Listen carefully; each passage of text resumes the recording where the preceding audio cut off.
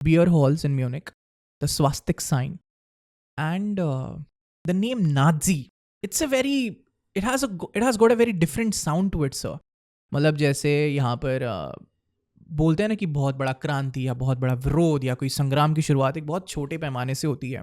Sir, beer halls of Munich क्या स्थिति हुआ करती थी 1925-26 ये एरा में, when all these names and all these ideologies just started coming in? तो म्यूनिक में और बर्लिन में बहुत सारे बियर हॉल्स थे. तो जर्मनी में एक बियर हॉल्स नाम का कॉन्सेप्ट था. ये बियर हॉल्स का बहुत ही सीधा डेफिनेशन है. एक बियर पीने के लिए जहाँ लोग इकट्ठे होते हैं वो जगह है. और वो एक सोशलाइजिंग के लिए लोगों के लिए जगह थी, इकट्ठा होने के लिए, एक साथ बियर पीने के लिए. And because they were places for socialization, they were also places for robust and good discussions on politics and other social affairs, national affairs and international affairs. और जर्मनी में एक स्टाइल डेवलप हुई थी in the early part of the 20th century. ये style ऐसी थी कि beer halls में बहुत बड़े नंबर्स में लोग आके बैठते थे और चर्चाएं करते थे, बातें करते थे. तो जर्मनी के पॉलिटिकल पार्टीज ने और जो आइडियोलॉजिकली कमिटेड लोग थे, उन्होंने ऐसी एक प्रथा शुरू की थी वहाँ पे कि बियर हॉल में, क्योंकि बहुत सारे लोग इकट्ठा हो गए हैं, अपनी पार्टी मीटिंग्स भी वही रखेंगे.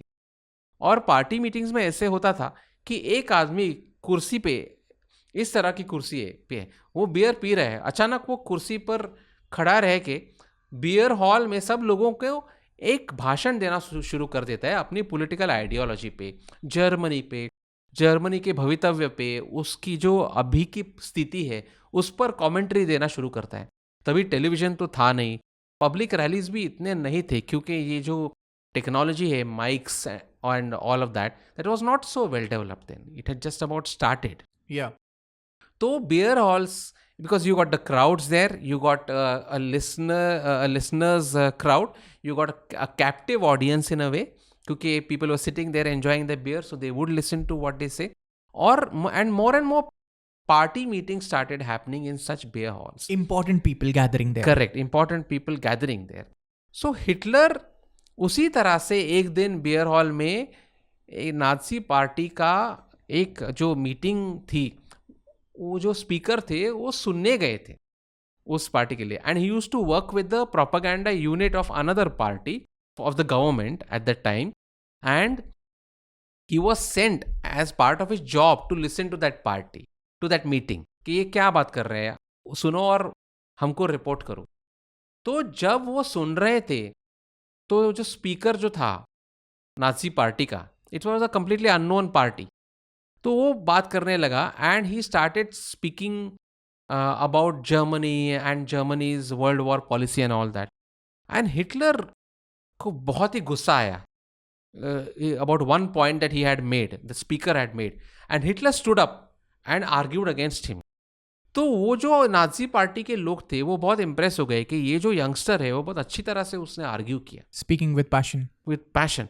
और उन्होंने उनको बोला कि why don't you join us, why don't you join our party? And Hitler wanted to be a political activist in any case. He said, okay, I'll come on board. And he joined the party. This was in the year 1919.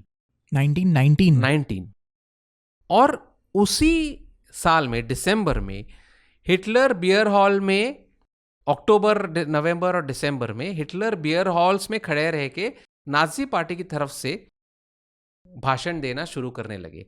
और 1919 के दिसंबर में उन्होंने पहली बार भारत के बारे में Munich के beer hall में बात की.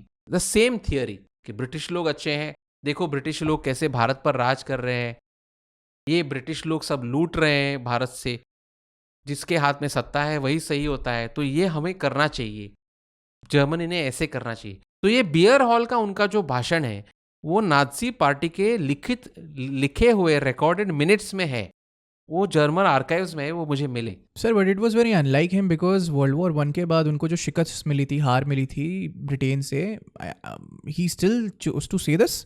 Because more than the defeat, remember, race was important and the British were part of the white race. So it was clearly a divide between the Aryan world and the non-Aryan world. So politics, war, leadership, Correct. exchange, conversations, these were all assets around this, but their main agenda and propaganda was the race, the so-called Aryan world.